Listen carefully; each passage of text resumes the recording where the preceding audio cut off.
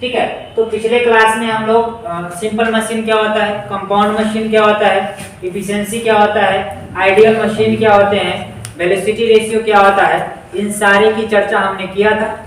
आज की क्लास में हम लोग इन सारे के बीच रिलेशन क्या होता है उसके बारे में जानेंगे।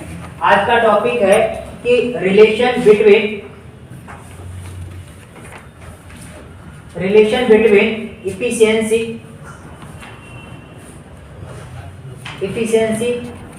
Mechanical advantage and velocity ratio. ठीक है, ठीक है, कोई दिक्कत नहीं। अब देखो, अब जो है हमारा, हम बताए थे कि W जो है, W में हम लोग W किसको रिप्रेजेंट करते हैं? लोड को। ठीक है, ये लिखा है it is an important relation of lifting machine. ठीक है, which throw light on its mechanism. Now consider a lifting machine which efficiency is required to be found. ठीक है, पिछले क्लास की बात हुई थी कि एफिशिएंसी हमको फाइंड आउट करना पड़ेगा, किसी का भी एफिशिएंसी, चाहे आपका भी एफिशिएंसी पता चलता है कि आप कितना पढ़े और आपका कितना नंबर आया। रिजल्ट भी आपका क्या बताता है? एफिशिएंसी ही बताता है कि आप कितना ज्यादा एफिशिएंट हैं। ठीक है, अब देखिए कुछ जो हमारा नोमेनक्लेचर है इस पूरे सिंपल मशीन चैप्टर में, उसके बारे में देखना होगा। ठीक है, हम शुरू से ही बताते आ रहे हैं कि W जो होगा वो हमारा लोड को रिप्रेजेंट करेगा जो लिफ्ट होगा। उसके बाद P जो हमारा है एफर्ट। ठीक है, अगले आगे दूसरा जो अगर बुक होगा उसमें P को P रिप्रेजेंट करेगा, उसमें कोई दिक्कत की बात नहीं है।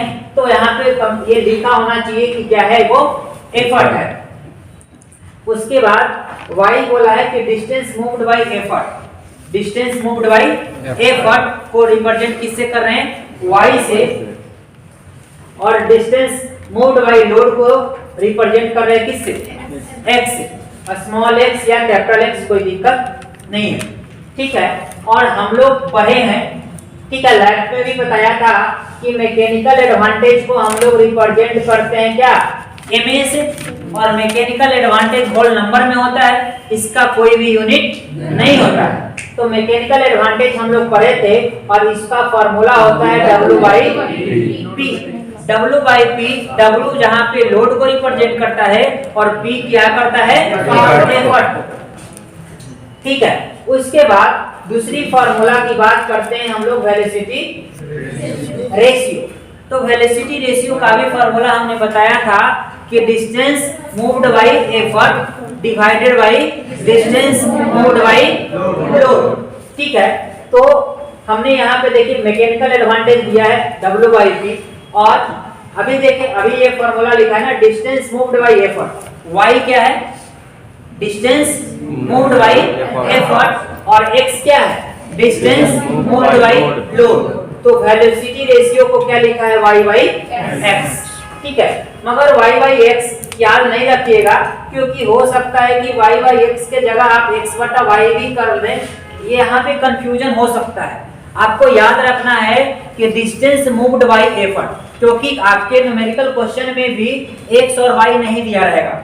आपके क्वेश्चन में दिया रहेगा कि डिस्टेंस मूव्ड बाय एफर्ट और डिस्टेंस मूव्ड बाय लोड। तो वहां पे आप करिएगा कि अच्छा एफर्ट वाला है तो Y से और लोड वाला है तो X से।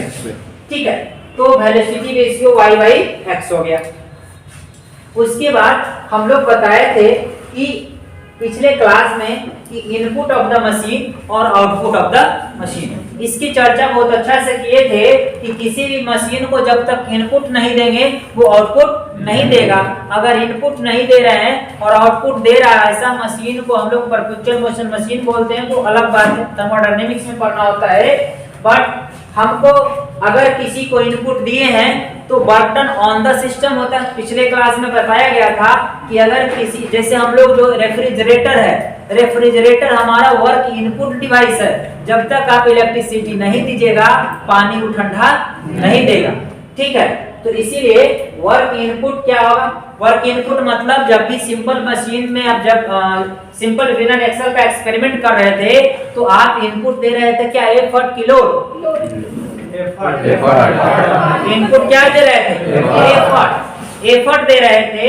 तो इनपुट ऑफ द मशीन में P इंटू वाई की P into X, P into Y, ठीक है। y और डिस्टेंस कितना मूव किया और p कितना आप एफर्ट लगाए, तो ये क्या हुआ? Input of the machine. Machine आपका अगर सिंपल एंड व्हील है तो इनपुट आप क्या दे रहे हैं? एफर्ट लगा रहे हैं, और आउटपुट क्या होगा? लोड लिफ्ट कर रहा है कितना, तो लोड कितना लिफ्ट करेगा उसके लिए फॉर्मूला आउटपुट में आएगा, और आउटपुट W इंटू एक्स होगा। बोलिए यहाँ तक किसी को दिक्कत नहीं? अब देखिए, और ये फॉर्मूला आप लोग शुरू से बचपन से पढ़ते आ रहे होंगे कि इफिशिएंसी बराबर होता है आउटपुट बाई इनपुट। यहाँ तक किसी को दिक्कत है तो बोलिए। इफिशिएंसी बराबर आउटपुट बाई इनपुट होता है, और आउटपुट का हम लोग फॉर्मूला क्या लिखे? W इंटू एक्स, कि नहीं? इनपुट सॉरी आउटपुट तो क्या है? लोड कितना उठेगा ये हमारा आउटपुट है, और कितना एफर्ट लगा ये हमारा क्या है? इनपुट है।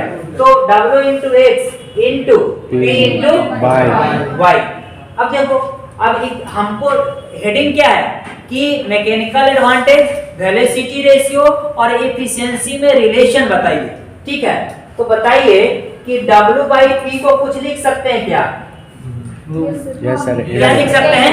MA, ठीक है। तो एफिशिएंसी बराबर MA लिख दिए, कोई दिक्कत?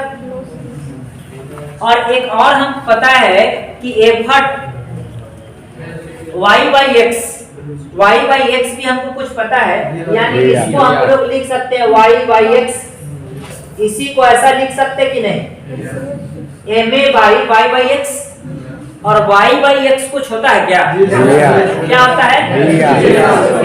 वेलोसिटी रेशियो, तो MA by VR।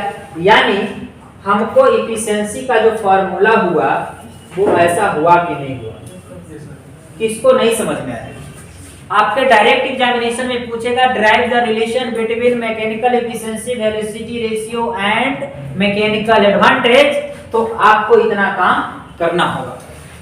Short question में आपसे पूछेगा कि drive the relation between mechanical advantage, efficiency and velocity ratio of simple machine, तो आपको इतना काम करना होगा। ये लिखना होगा कि W लोड है, P एफर्ट है, और ये सारा मैकेनिकल एडवांटेज का ये होता है, और यहाँ से ये होता है। डायरेक्ट ये आप नहीं लिख दीजिएगा कि अच्छा ये तो हम जानवे करते हैं कि MA बाई VR है, इतना लिख के चल रहिएगा तो आपका नंबर पूरा का पूरा नहीं मिलेगा, ठीक है।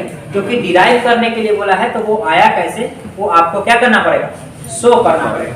बोलिए यहाँ तक किसी को दिक्कत है? दिक्कत नहीं होना चाहिए दिक्कत, ठीक है।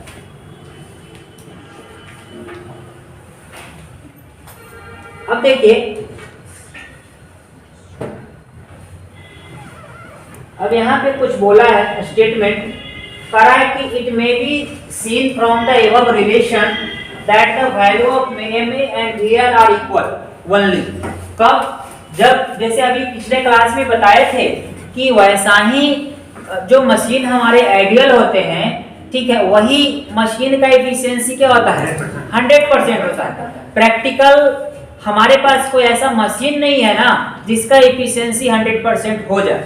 तो यहाँ कहता है कि अगर एफिशिएंसी बराबर MA बाई VR है तो 100% तभी ना आएगा जब MA VR के बराबर आ जाए। क्या? MA VR के अगर बराबर आ जाए, MA VR के अगर बराबर आ जाए तो एफिशिएंसी कितना हो जाएगा? 100%। मतलब MA बराबर VR होगा, मतलब input of the machine output of the machine के बराबर होगा नहीं, क्योंकि मैकेनिकल एडवांटेज एफिशिएंसी तो यही होता ना, एफिशिएंसी बराबर आउटपुट बाई इनपुट, ठीक है। और आउटपुट इनपुट के बराबर हो जाए ऐसा पॉसिबिलिटी है, नहीं है। आप जितना इनपुट दीजिएगा उतना आउटपुट मिल जाए, ऐसा मशीन नहीं बना पाया इंजीनियर। हो सकता है आप लोग ट्राई कीजिए बनाने का, ठीक है, क्योंकि आप ही पे भविष्य है। तो आउटपुट बाय इनपुट बराबर होगा, तभी ये 100% होगा, और 100% होगा मगर मशीन क्या होगा, वो आइडियल होगा। क्लियर है? ठीक है, अब एक क्वेश्चन लिखिए।